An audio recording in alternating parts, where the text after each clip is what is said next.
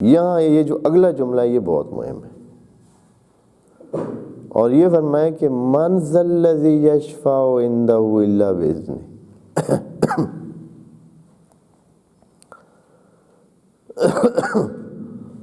قرآن کی مظلومیت اور اس امت کی بدبختی،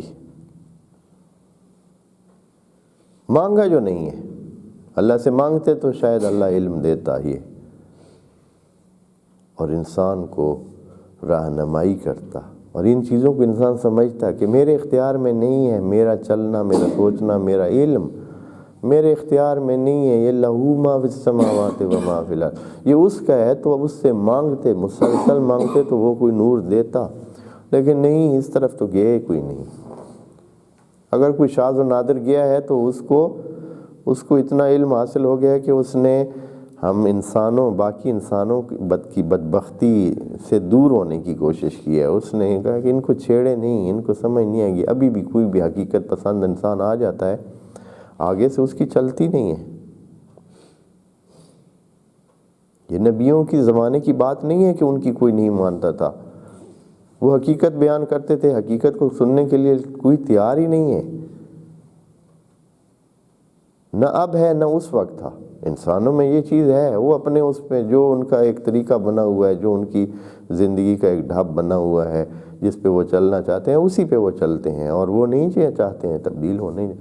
خدا کریم نے فرمایا ہے وَلَقَدْ جِئْنَاكُمْ بِالْحَقِّ، ہم تو حقیقت آپ کے سامنے لائیں، وَلَكِنْ أَكْثَرُكُمْ لِلْحَقِّ كَارِهُونَ، اکثریت ہے انسانوں آپ کی حقیقت کو نہیں چاہتے ہیں۔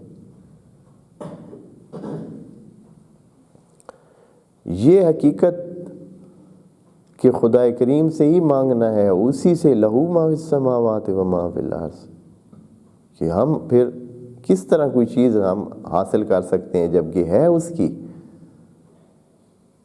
علم جو موجود ہے وہ اس کا ہے۔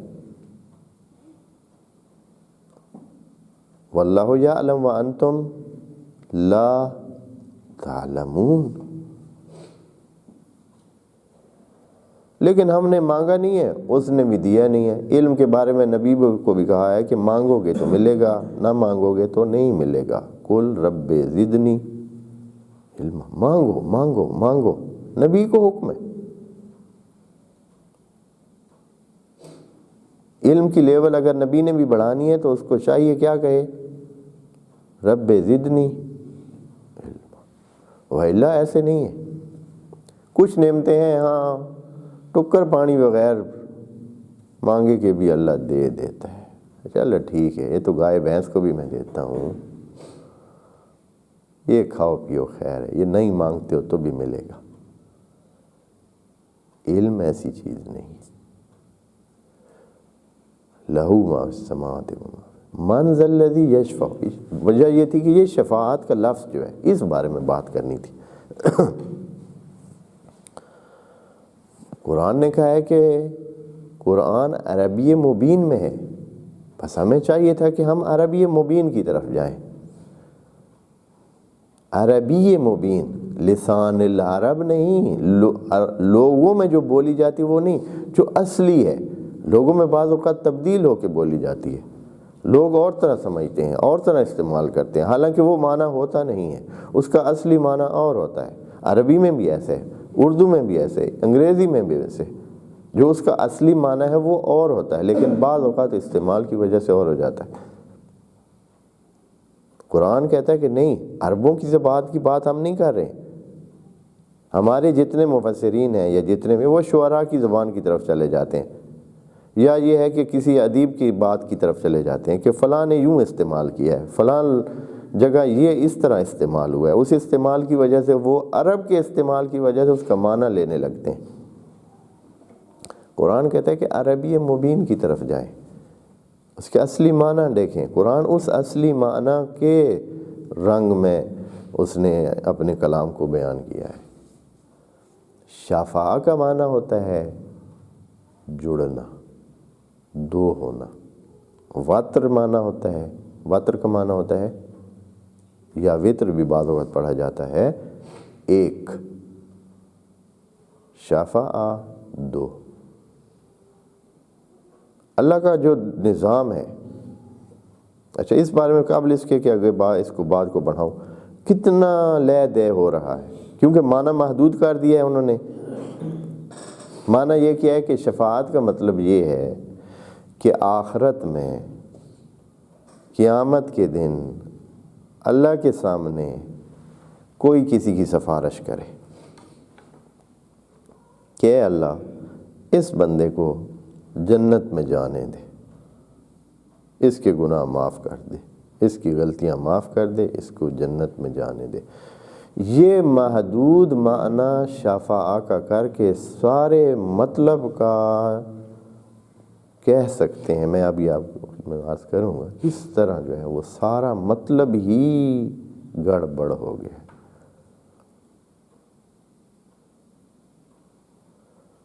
قرآن نے شفاعہ کا لفظ بے حساب انداز میں استعمال کیا ہے، بہت جگہ استعمال کیا ہے، اور جوڑ ہی نہیں کھاتا ہے اس معنی سے، جیسے کہ اس آیت میں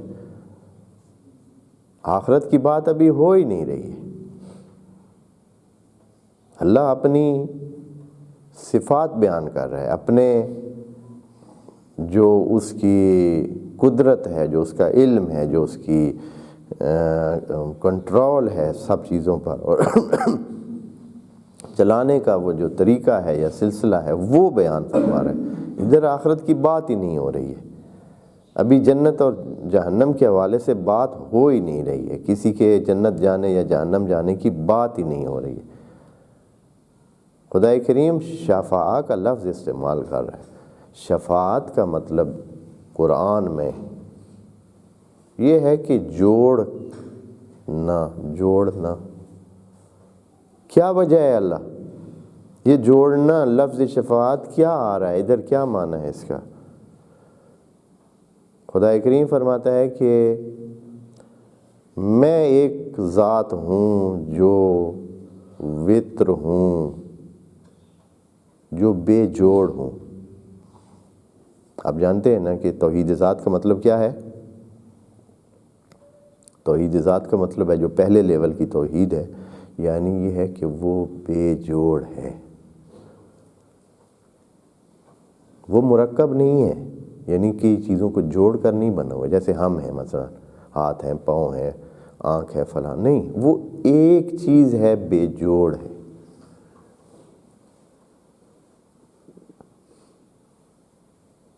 اس کے علاوہ اس نے کسی کو بے جوڑ نہیں بنایا۔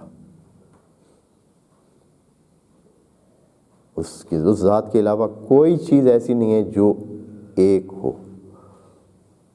بے جوڑ ہو، مرکب نہ ہو۔ ہر چیز جب دوسری چیز کے ساتھ جڑتی ہے تو تیسری چیز بنتی ہے، ہر چیز۔ یہ شفاعہ ہے۔ شفاعہ یعنی کسی چیز کا دوسری کے ساتھ جڑ کر تیسری چیز بننا۔ دانہ مٹی کے ساتھ جڑتا ہے تو تب بوٹا بنتا ہے، درخت بنتا ہے، آگے چلتا ہے۔ آپ کے جتنے کھانے ہیں وہ کب بنتے ہیں؟ جب ایک چیز دوسری چیز کے ساتھ جڑتی ہے۔ کھانا آپ کا تب بنتا ہے جب آگ اور اس کا ملاپ ہوتا ہے، گرمی ادھر پہنچتی ہے، شفاعہ کا عمل ہوتا ہے۔ یہ شفاعت کا عمل ہے،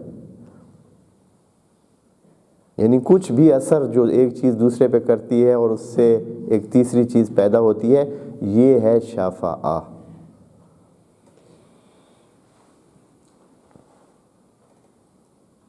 یہاں خدا کریم فرما رہا ہے کہ لہو ما فی السماوات و ما فی الارض، تمام چیزیں اس کی ہیں، کوئی چیز اپنا عمل نہیں کر سکتی ہے جب تک کہ اللہ کی اجازت نہ ہو۔ جو کچھ عمل کر رہی ہے، اگر مٹی عمل کر رہی ہے دانے پر، اس وقت تک عمل نہیں کر سکتی جب تک کیا نہ ہو، اذن الہی نہ ہو۔ آپ یہ نہ سمجھیں ممکن ہے کہ کوئی یہ تو سارا نظام آٹومیٹک ہے، جب بھی ہم گندم ڈالتے ہیں، دانہ ڈالتے ہیں تو خود بخود ہی کسی کی کہنے کی ضرورت نہیں ہے، کسی کی ضرورت نہیں ہے کہ وہ اس کو کہے، نہیں، وہ خود ہی اس کو کرے گی، وہ خود ہی مٹی جو ہے اس کو بڑھائے گی اور پھر وہ دانہ جو ہے بوٹا بن جائے گا۔ ایسے نہیں ہے۔ آیا درخت ایسے کھڑے کھڑے پھل دے سکتا ہے؟ جب اس کو پانی نہ ملے، جب اس کو ہوا نہ ملے، جب اس کو روشنی نہ ملے، یعنی اس کے ساتھ وہ شفا کا عمل نہ ہو، جوڑ نہ لگے، کوئی بھی چیز ہے، کوئی بھی چیز ہے۔ آیا ہم سانس لے سکتے ہیں؟ ہم کہیں کہ بس ٹھیک ہے جی ادھر کوئی چیز نہیں ہے، رکاوٹ نہیں ہے، سانس لے سکتے ہیں؟ نہیں لے سکتے ہیں جب تک کہ آکسیجن ہمارے اس کے ساتھ جڑے نہیں، اس چیز کے ساتھ آکسیجن جڑے نہیں۔ آپ یہ نہ سمجھیں کہ خالی فضا ہے ہم سانس لیتے رہیں گے۔ یعنی ہمیشہ ہر کام جو ہو رہا ہے دوئیت کے ساتھ ہو رہا ہے، دو جڑیں گے تو کام ہوگا، کوئی بھی کام ہے۔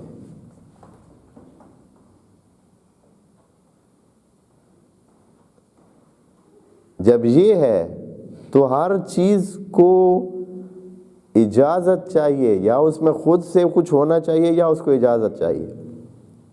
اللہ فرماتا ہے لہو ما فی السماوات و ما فی الارض، جب ہے سب چیزیں اس کی تو اس کی مرضی کے بغیر کوئی چیز اپنا عمل کر ہی کیسے سکتی ہے؟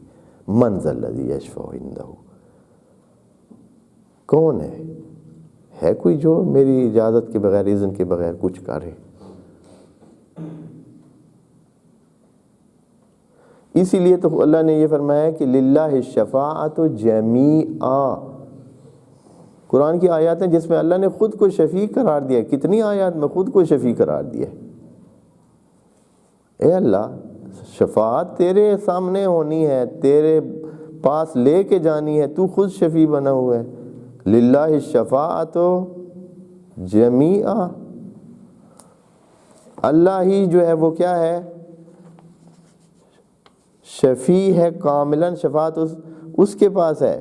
قل للہ الشفاعۃ جمیعا، یہ سورہ زمر کی آیت نمبر 44 ہے۔ اور اسی طرح 20 جگہ اللہ نے کہا ہے کہ شفاع ما لہم من ولی ولا شفیع، ما لہم من ولی ولا شفیع، نہ تو کوئی ان کا دھیان کرنے والا ہے، نہ ہی ان کا کوئی جوڑ رلانے والا ہے۔ یعنی ما لہم من دون اللہ، ما لہم من دون اللہ من ولی ولا، اللہ کے سوا نہ تو کوئی ان کا ولی ہے نہ کوئی ان کا، اللہ نے خود کو شفیع بنا رکھا ہے۔ یہ کیا معنی، کیسے معنی یہ لوگ کریں گے جو شفاعت کو صرف کیا رکھے ہوئے ہیں؟ محدود کر دیا انہوں نے، کس میں؟ یہی جو کوئی بندہ یا کوئی ذات شفاعت کرے کسی کی، اس کو جنت میں لے جانے کے لیے۔ اصلا قرآن اتنا محدود نہیں ہے، اتنا ان بندگان خدا نے جنہوں نے یہ کام کیا ہے ان کا قصور نہیں ہے، ان کی کیپیسٹی یہی کچھ تھی، ان کی جو ذہن تھا، جو ان کی سوچ تھی، وہ یہی سمجھتے تھے کہ بس اسی طرح یہی بات اللہ کہہ رہا ہے۔ یہی جو ہم آپس میں جب کوئی ہوتا ہے جھگڑا لڑائی ہوتا ہے تو ایک بندے کی کوئی سفارش آ جاتی ہے، یا کوئی مسئلہ بنتا ہے تو ایک تیسرا بندہ جو شفاعت کرتا ہے، یہی جو ہم آپس میں شفاعت کا لفظ استعمال کرتے ہیں یہی قرآن میں استعمال ہوا ہے۔ جبکہ قرآن کے یہ جو اس کلام کا جو محور ہے، جو بات ہو رہی ہے، وہ اللہ کی صفات اور اللہ کی قدرت کاملہ اور کائناتی اس سارے سلسلے کو دیکھ کر ہو رہی ہے۔ اس لیے خدا کریم فرما رہے ہیں لہو ما فی السماوات و ما فی الارض۔ یہاں کوئی تک نہیں بنتا ہے کہ ہم اس کا معنی کیا کریں، من ذا الذی یشفع عندہ الا باذنہ، اس کے اذن کے بغیر کوئی آخرت میں یوم القیامہ کسی کی سفارش نہیں کر سکے گا۔ معنی بنتا ہے، اصلا بنتا ہی نہیں ہے۔ خدا کریم فرمائے لہو ما فی السماوات و ما فی الارض، سب چیزیں اس کی ہیں تو اس کی اجازت سے ہی کوئی کام کرے گا۔ من ذا الذی، کوئی ہے اس کے علاوہ، یعنی اس میں ممکن ہے کوئی کہے کہ نہیں اللہ آپ کہہ تو رہے ہیں کہ بھائی ساری چیزیں تیری ہیں، لیکن ہم تو دیکھ رہے ہیں، یا ہم وہ فلاں بھی یہ کر رہا ہے، فلاں یہ کر رہا ہے، وہاں ایسے ہوا ہے، جب آگ پر پانی رکھتے ہیں تو گرم ہو جاتا ہے، جب ہم کھانا کھاتے ہیں تو ہماری بھوک ختم ہو جاتی ہے۔ اللہ فرماتا ہے کہ نہیں ہے ایسے، بے اذن ہی ہے، سب بے اذن ہی ہے، اس نے اذن دے رکھا ہے تب ہو رہا ہے۔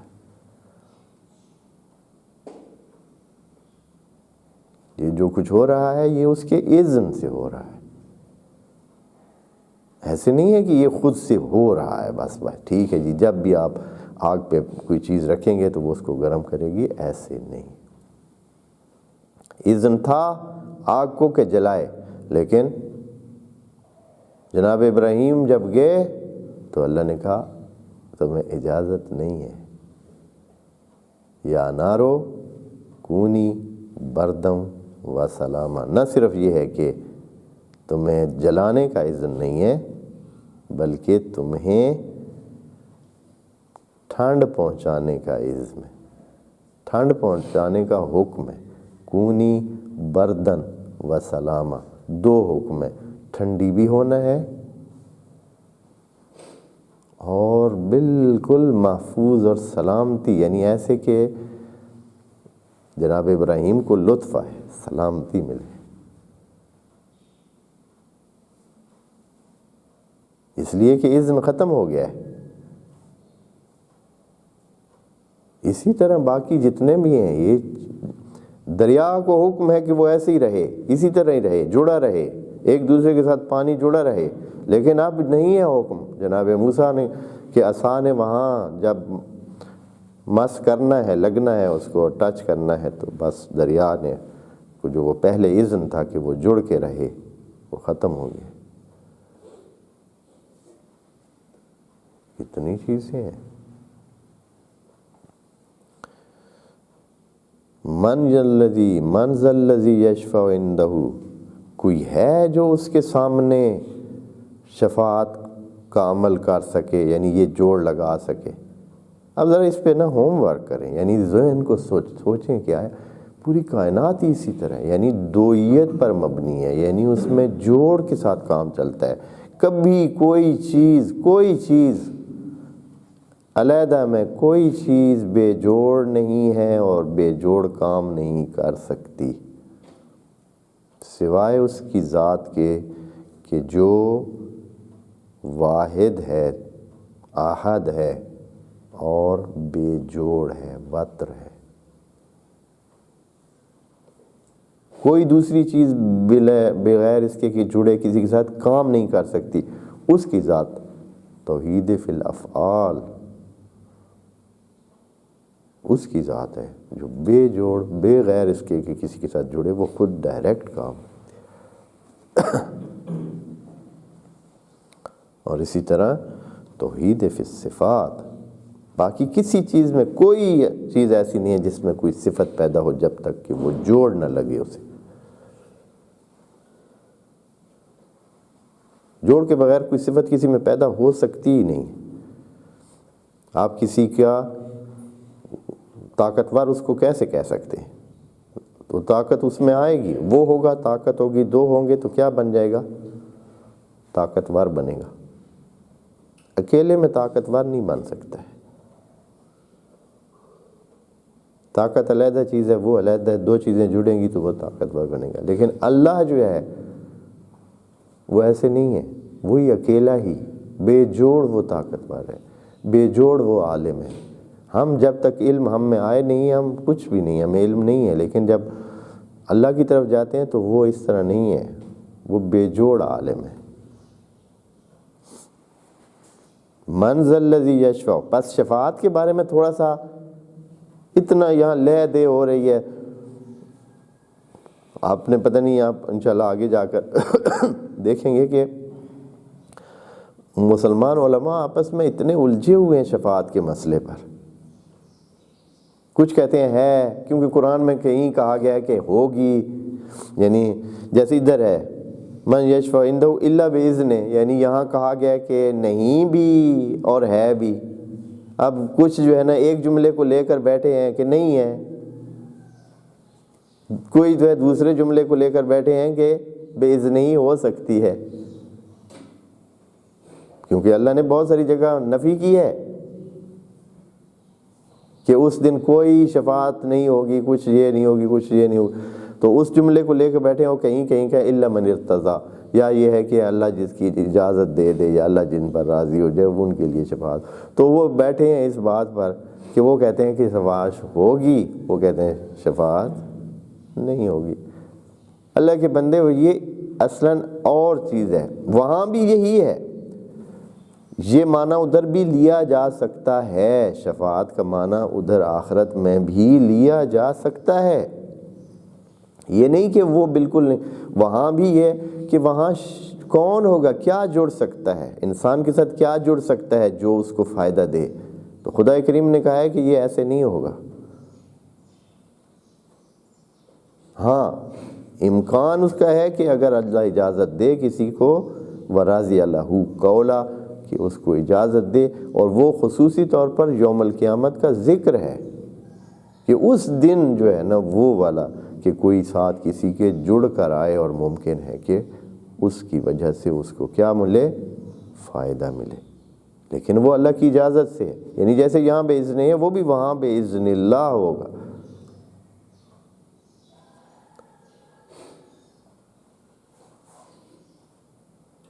من ذا الذی یشفع عنده الا باذنہ،